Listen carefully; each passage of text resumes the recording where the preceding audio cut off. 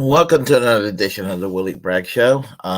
Today, I want to discuss an issue about the Young Turks. I know, we're going to discuss the Young Turks as if that's not being discussed enough. But they've been so sanctimonious about their stances and virtue signaling that people are kind of calling them out, and I feel like it's time for me to give them my 2 cents worth for what it is worth. So there is that. So what I'm going to do is I'm going to talk about it.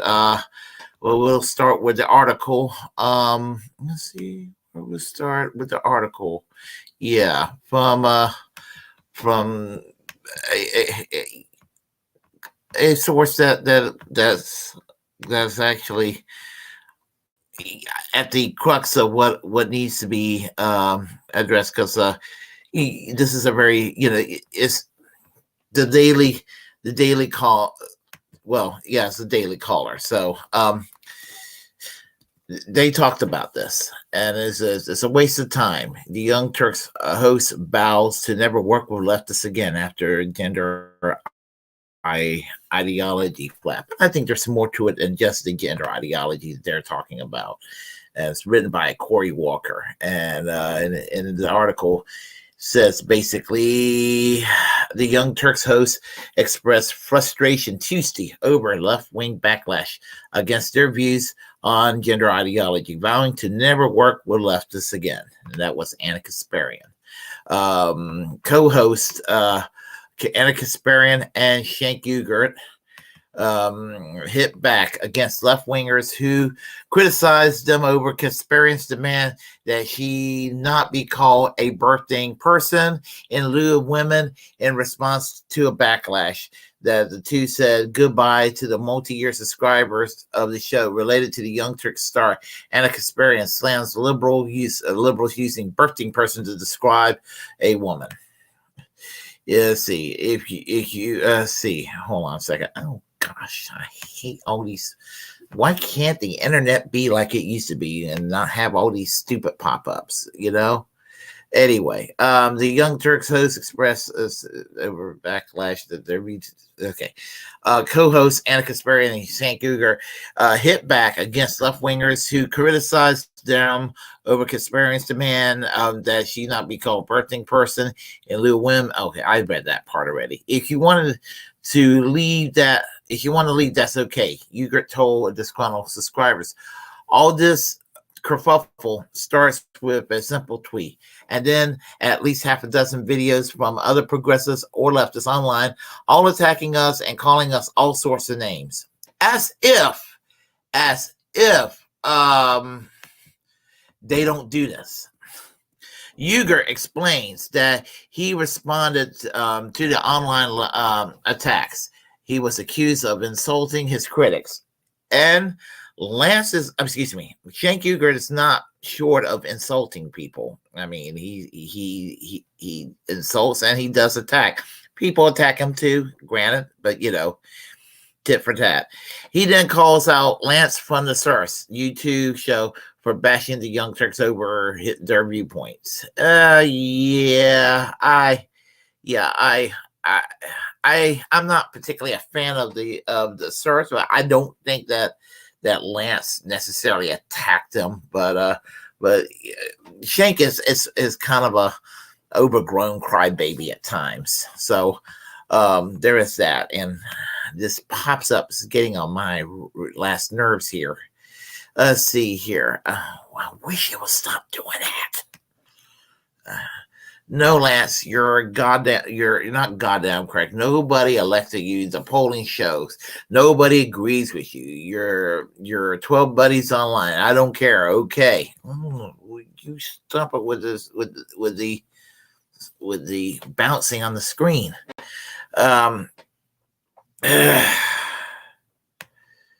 Okay, see.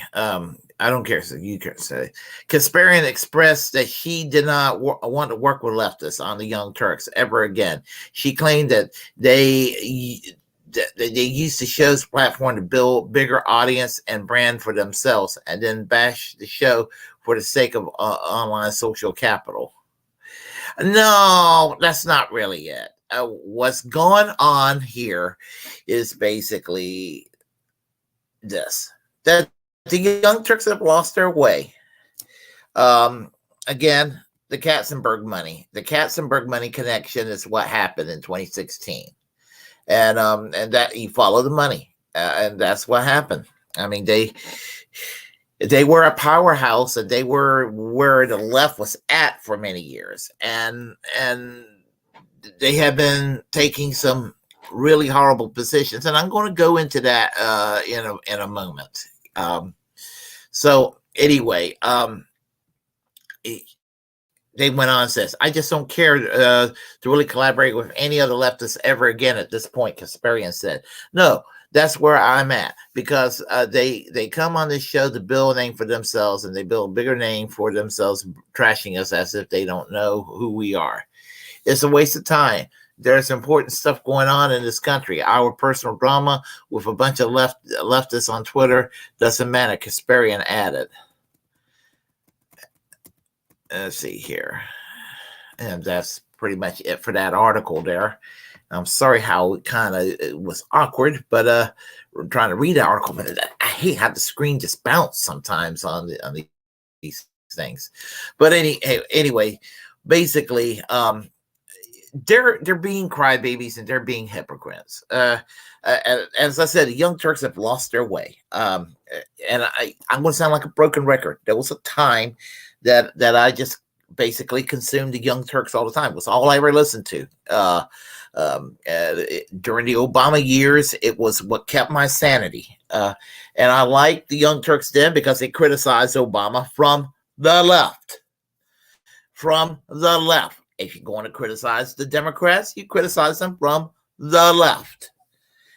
You criticize them for not being for Medicare for all, single payer. You criticize them for being pro-war. You criticize them for not being forceful enough and being pro-labor, that sort of thing. Where it counts, the real left. Not this silly culture war stuff. And even on the culture war stuff, where they're not necessarily wrong, they go about it in the wrong sort of way, where they either look flaky or authoritarian sometimes, when the other side are kind of flaky and authoritarian. But the Democrats know how to make themselves look bad every time, and they don't know how to fight back. It's just frustrating. And so that's where it's at with regard to the Young Turks. But the Young Turks will be like, they'll be going around and attacking. They'll be attacking people like Jimmy Dore or Glenn Greenwald for, oh my God, going on Tucker Carlson. And again, I want to make this clear. When I'm comment about Jimmy Dore going on Tucker Carlson, or Glenn Greenwald going on Tucker Carlson, or whomever that's on the left going on Tucker Carlson, this is not an endorsement of Tucker Carlson. I want to make that abundantly clear. But at the same time, Tucker Carlson, and there's and it's okay to have Glenn Beck from the View going on the View. That's okay. That's acceptable. I mean, this is how people are right now, or having Anna Kasparian palling around with Ben Shapiro, or Cenk Uygur palling around with Ben Shapiro. That's okay. I mean, I mean, I know that they go and they'll sit there and criticize Ben Shapiro, but I'm not necessarily so convinced that they're all that against Ben Shapiro. Some people say I got the receipts. Well, there's Cenk Uygur and Ben Shapiro. They look mighty happy hanging out together. So there is that. Well, you know what? If they can go around saying, well, Jimmy Dore and Tucker Carlson look happy hanging out together, well, why not say that about Ben Shapiro and Cenk Uygur or what have you? I mean, tit for tat or tat for tit, right? Yes. So the guilt by association. At least when Jimmy Dore is going on Tucker Carlson or Glenn Greenwald going on Tucker Carlson, they're not going on Tucker Carlson saying, by golly, we agree with you on tax cuts for the wealthy, and we agree with you that we don't need the government running that healthcare system, that we need the private sector, because the private sector is what made America great, and the private sector is going to deliver us the goods on healthcare for the American people. They don't go around saying stuff like that. Usually, when they talk about anti-war, because I remember there was a time when you could be on the left and you could be anti-war, but there's a lot of people who are liberal and progressive, who are sounding like Bush Cheney neocons, but instead of the 700 Club banner, they have a rainbow flag and a Black Lives Matter banner now instead of an American flag or something. But I don't care how you virtue signal it. The Bush Cheney doctrine stunk back in their day when they were doing their dystopian governing, and it stinks now under Biden. And it stinks now, and it stunk under Trump, and it stunk under Obama, and nobody's ever given it up. That's the problem. I can't state that enough, that's the problem. But I'm no fan of the serfs, but again, I don't think that Lance was sitting there attacking a Shank-Uger, and I'm going to say this, it'll sound like a broken record. I don't think that Anna Kasparian is a TERF, even though she responded in a bad way about the birthing person and the goofy language that was used to describe, to try to describe somebody giving birth in a gender neutral sort of way, because this sort of thing is kind of new with people, and it's to be expected. But again, this culture war thing is people who are trying to make it a culture war issue. They know how to do it and manipulate it in such a way that we end up getting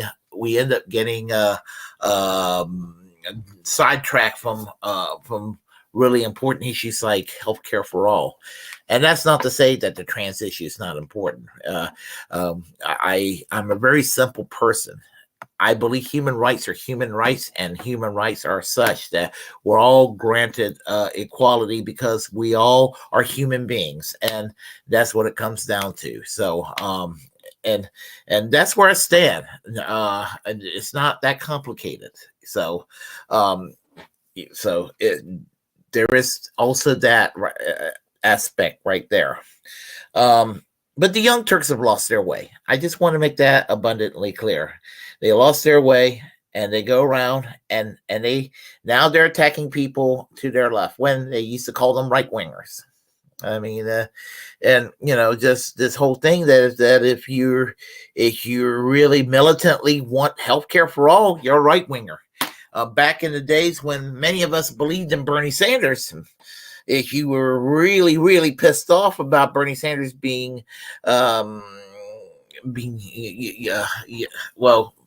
what happened to Bernie Sanders in 2016, 2020. I don't want to explicitly say it because the algorithms would probably go and shut me down.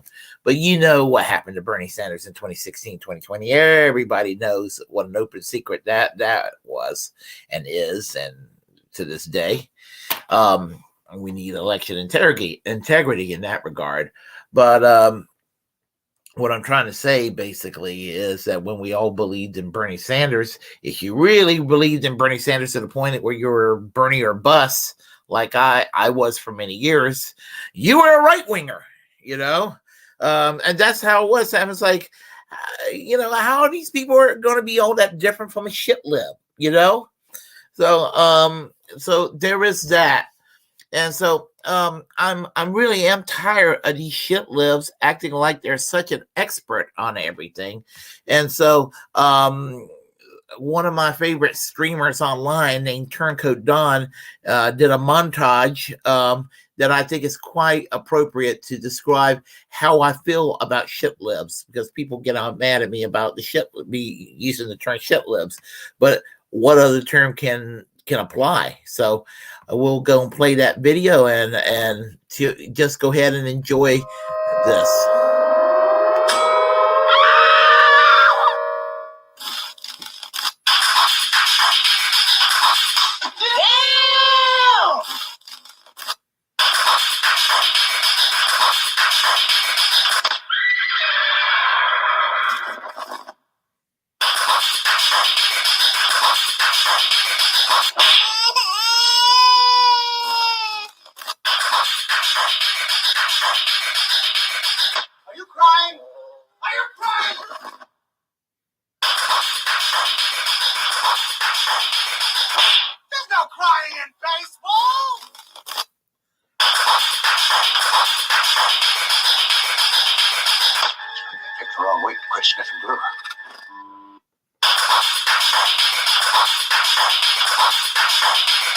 Christ, we look like a bunch of pussies.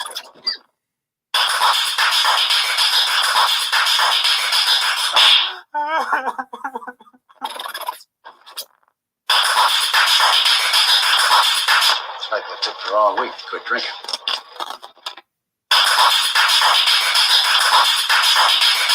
Not in the face!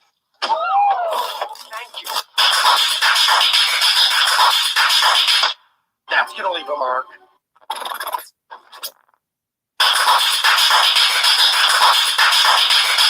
Looks like I picked the wrong week to quit amphetamines. Yes! Yes, I'm sorry!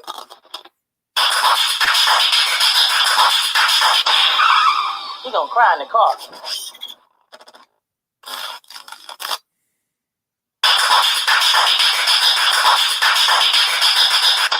Does he go to the bathroom for you too?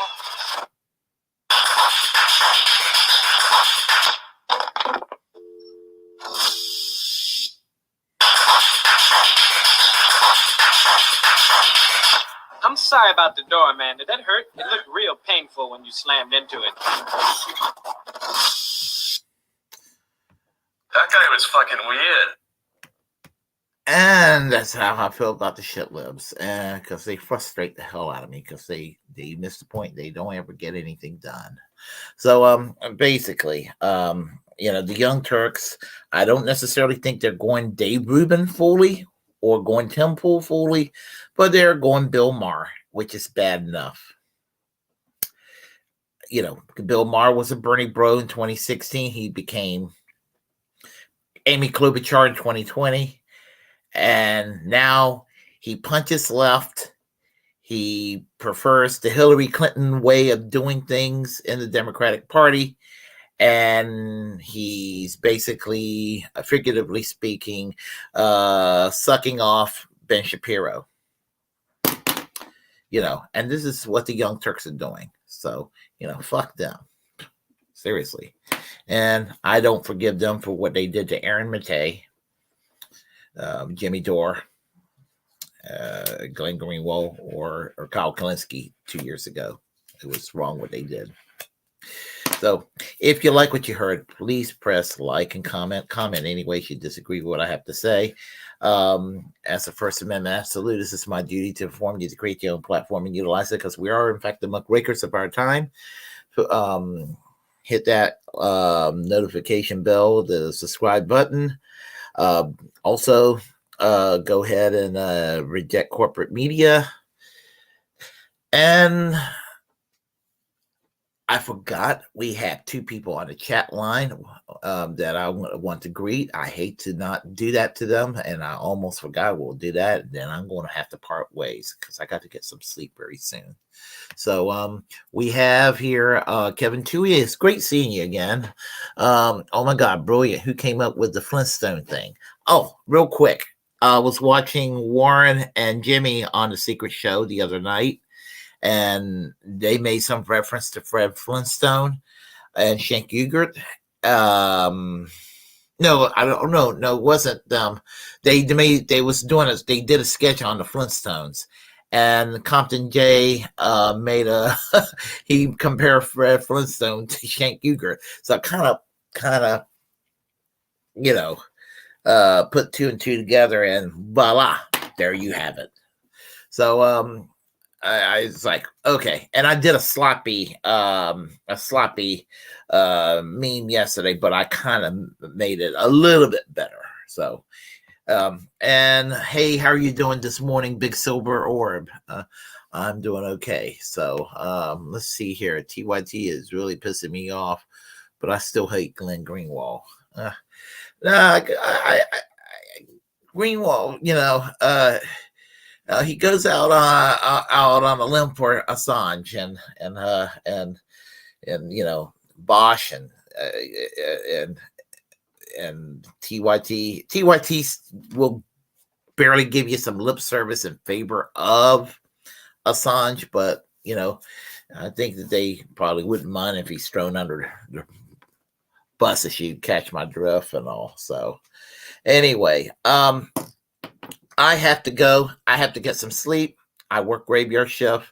So just like Barnabas Collins on Dark Shadows, I have to go back to my coffin. So I will catch each and every one of you later, and we will talk soon. So y'all take care. Bye-bye.